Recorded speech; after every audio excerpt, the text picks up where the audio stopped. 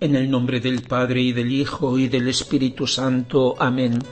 24 de abril del 2022, Domingo in Albis, o de la Divina Misericordia.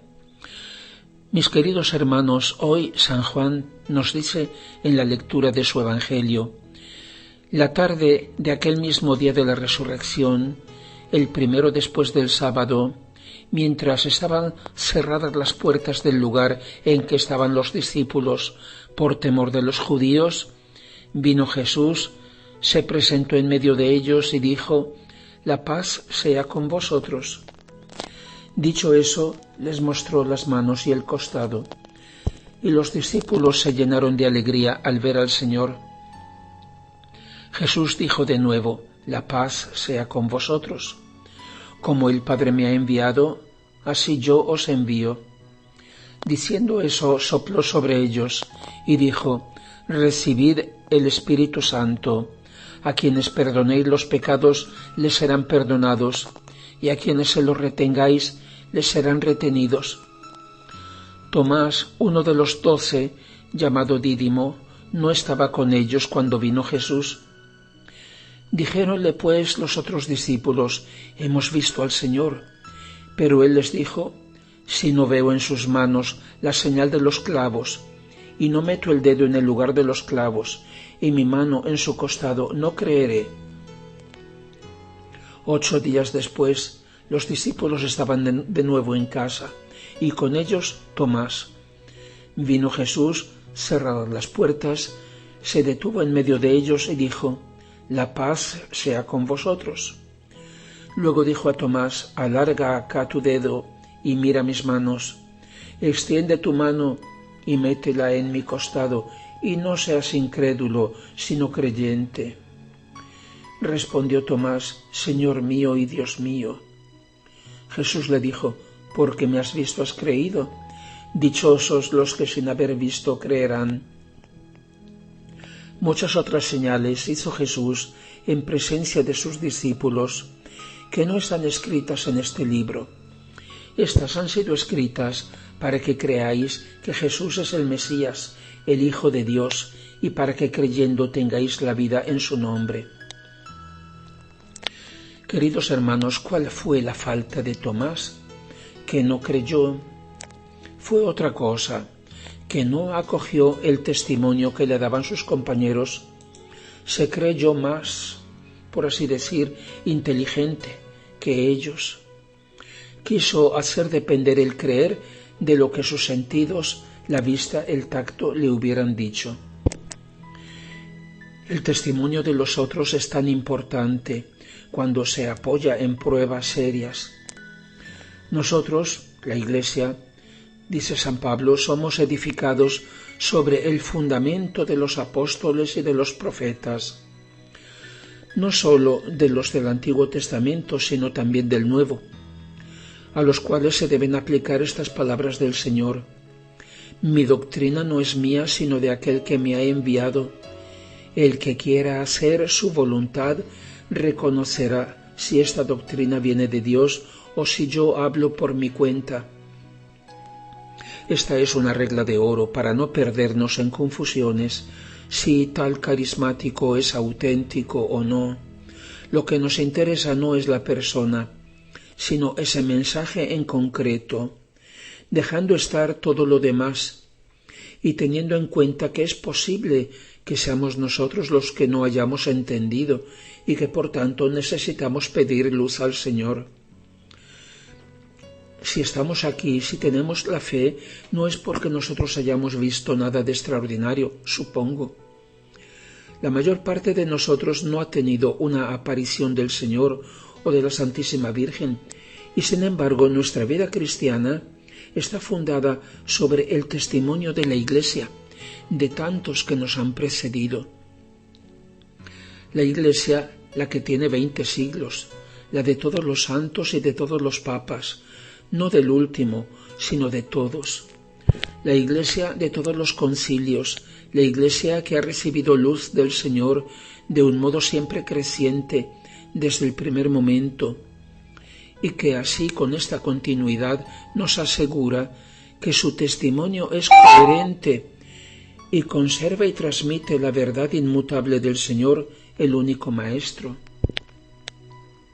Es decir, que su libro, el Evangelio, no cambia. La Biblia no cambia, no es sí y no. Está completa. La revelación está completa, pero no ha terminado ni acabará jamás, porque es infinita, porque de siglo en siglo el Señor da siempre nueva luz a través de los santos, de los místicos, de los profetas. Pasarán el cielo y la tierra, pero mis palabras no pasarán, ha dicho el Señor. Pasarán los hombres de la Iglesia y sus teólogos, pero las palabras del Señor no pasarán. Es tan importante esto. Hace falta un mínimo de buena voluntad y también de humildad para aceptar lo que se nos presenta como testimonio, tantas veces heroico, de otros, de los testigos. Es el significado de la palabra griega mártir, o sea, testigo.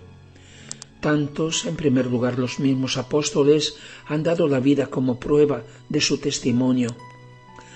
Como dice San Juan, lo que nosotros hemos oído, lo que hemos visto con nuestros ojos, lo que hemos contemplado y lo que nuestras manos han tocado, o sea, el verbo de la vida, ya que la vida se ha hecho visible, la hemos visto y de esto damos testimonio y os anunciamos la vida eterna que estaba en el Padre y se ha hecho visible para nosotros.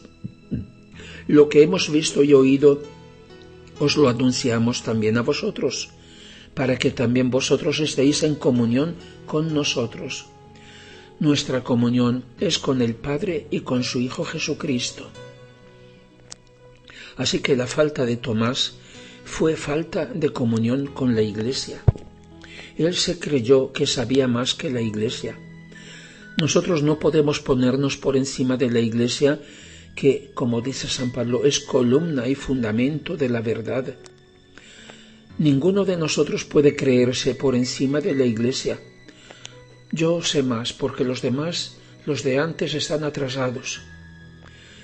Queridos hermanos, no quisiera terminar sin decir algo sobre este domingo, conocido antes como Domingo in Albis, en el que ahora la Iglesia celebra la fiesta de la Divina Misericordia.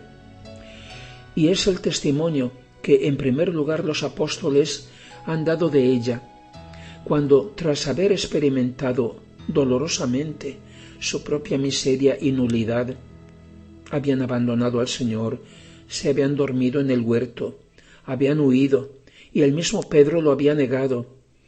Después experimentaron el perdón y la misericordia del Señor que les cambió la vida. Esto hay que subrayarlo. Una misericordia que no cambia la vida es una ilusión, es un engaño.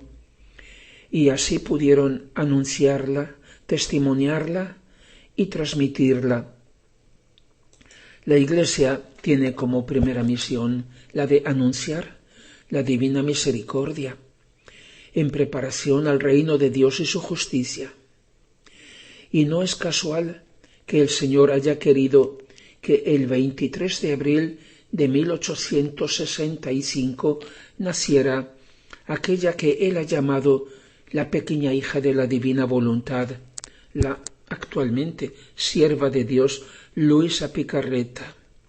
Hace 157 años, precisamente en este domingo in Albis, fiesta de la Divina Misericordia, porque ella ha recibido una doble misión del Señor, como víctima para compartir con Él la obra de la redención, y luego la de comenzar y anunciar el cumplimiento del reino de Dios y su justicia, el reino de la divina voluntad. Hoy hace 157 años nació la pequeña hija de la divina voluntad, de cuyo testimonio a la Iglesia el Señor ha querido que dependa el cumplimiento del reino de Dios y su justicia o santidad. Gloria al Padre y al Hijo y al Espíritu Santo, como era en el principio, ahora y siempre, y por los siglos de los siglos. Amén.